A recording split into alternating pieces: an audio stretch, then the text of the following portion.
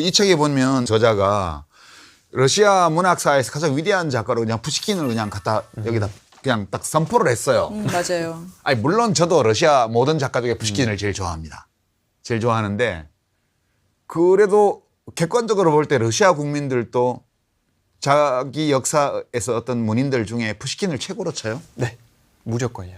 무조건이에요? 무조건이야. 왜요? 누구한테 물어도 어떻게 질문을 해도 무조건 러시아 문학의 푸시킨이고 러시아 말의 푸시킨이고 제일 러시아 역사의 사상 최고의 작가를 뽑자면 무조건 푸시킨이 1위를 할 거예요. 항상 그럴 거예요. 그러니까 그거는 여러 이유가 있는데 사실상 다른 문화에서 이해하기 힘든 부분들이 많을 거예요. 왜냐하면 푸시킨이 문학을 만드는 것뿐만 아니라 러시아 말을 만든다고 해도 과언이 아닐 정도로 러시아 말을 되게 아름답게 해놨어요. 그러니까 러시아 말 자체가 한국말이랑 다르게 러시아 말 강세라는 게 있어요. 강세라는 게 한 단어 안에 여러 모음이 있는데 그 여러 모음 중에서 딱 한 모음에 강세가 빠지는데 이 강세 받는 모음이 조금 더 돈이 크게 조금 또 이제 뚜렷하게 발음해야 되고 나머지 모음들은 좀 흐릿하게 발음하는 스타일이 있는데 그 조금만 러시아 말 잠시만 해주세요. 그러니까 예를 들어서 네. 우유라는 말은 러시아 말로 말라꼬라고 얘기를 말라꼬. 해요. 거기는 모음이 3개가 있어요. 말라꼬. 네, 3개가 다 온데 네. 근데 이제 강세를 받고 있는 모음이 제일 마지막에 있는 거예요. 네. 그래서 발음할 때 말라꼬 이렇게 말라꼬. 발음해야 돼요. 말라꼬 경상도 말인데 네, 그거. 많이 들어봤는데요. 말라꼬. 근데 푸시킨이 뭘 잘했냐면 이 강세를 받는 단어들을 되게 조합을 해서 항상 파도처럼 다 똑같은 위치에 빠지는 강세를 문장을 만들어요. 오. 아. 그래서 실제로 박자가 생기는구나. 네, 박자와 낭독을 음율이 했을 생기는 때. 거죠. 그래서 실제로 푸시킨의 시를 읽어보면 그 강세가 항상 똑같은 자리에 빠지고 있어요. 그러니까 파도를 그려주는 거죠. 다다다다다다다다다다다다다다다 이런 식이에요. 글 맛이 있군요. 네. 이 읽는 그래서 분들이. 러시아 사람이 그걸 들으면 노래처럼 들리기도 하고 노래가 아닌 노래처럼 들리기도 하고 또 어떻게 기묘하게 수많은 단어 중에서 딱 이 의미와 은열이 어울리는 단어 선택을 해서 이렇게 파도가 완벽하게 맞아떨어지는 문장을 만들 수 있는 그 재주에 박수를 보내고 있죠. 그러니까 상상을 초월하는 거네 한마디로. 맞아요.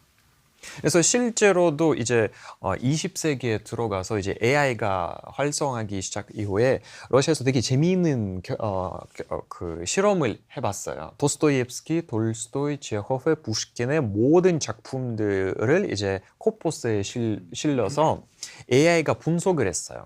어떤 분석이냐면 지금 이 텍스트 안에서 불필요한 단어들이 얼마나 많이 있을까라는 테스트. 군더더기. 네, 군더더기 얼마나 많을까라는 테스트였어요. 해봤는데 뭐 도스토옙스키 텍스트에서 예를 들어서 군더더기가 뭐 40%가 나왔고 돌스토이는 30%가 나왔고 뭐 이런 식인데 푸시킨에서 0.000%가 나왔어요.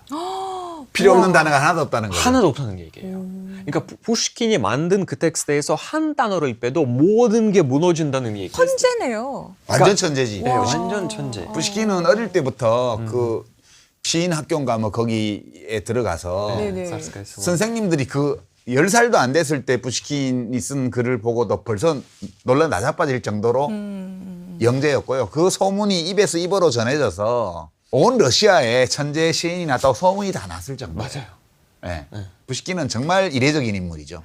그리고 또 언어를 살린다는 이유가 여러 가지가 있는데 푸시킨 이전에는 시나 소설 같은 경우는 되게 사람들이 무겁다는 그런 인식이 있었어요. 그러니까 이거는 지성인들이 읽고 있는 거지 대중들이 읽고 있는 게 아니에요. 근데 푸시킨이 뭘 했냐면 푸시킨이 어렸을 때 유머가 있었어요. 근데 유머가 정말 평민이었고 시민이었는데 어린 푸시킨에게 많은 전래 동화 같은 뭐 스토리, 뭐 무서운 스토리도 해주고 뭐 재밌는 스토리도 해주고 전통 같은 스토리도 해주었는데 그 언어 천재한테 네, 언어 그 천재한테 풍부한 민중의 언어를 가지고 있는 유머가 그 조기 교육을 한 거지. 그리고 푸시킨이 본의 아니게. 푸시킨 나중에 다 커서 자기가 쓰는 텍스트 안에서 일반 민중에서 쓰는 말들을 막 그렇게 쓰기 시작했어요. 그래서 일반 사람들이 읽기에도 편하고 이해가 외우기도 좋고. 감탄한 거죠. 그렇군요. 그게 첫 번째였어요.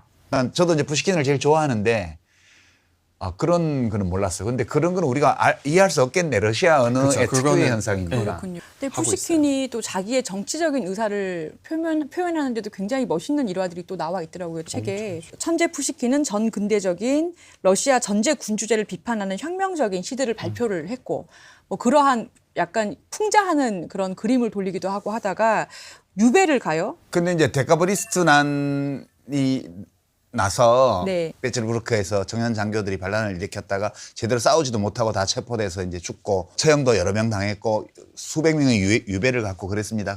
모든 반체제 청년들의 집을 압수수색하면 푸시킨의 시가 다 나오는 거지.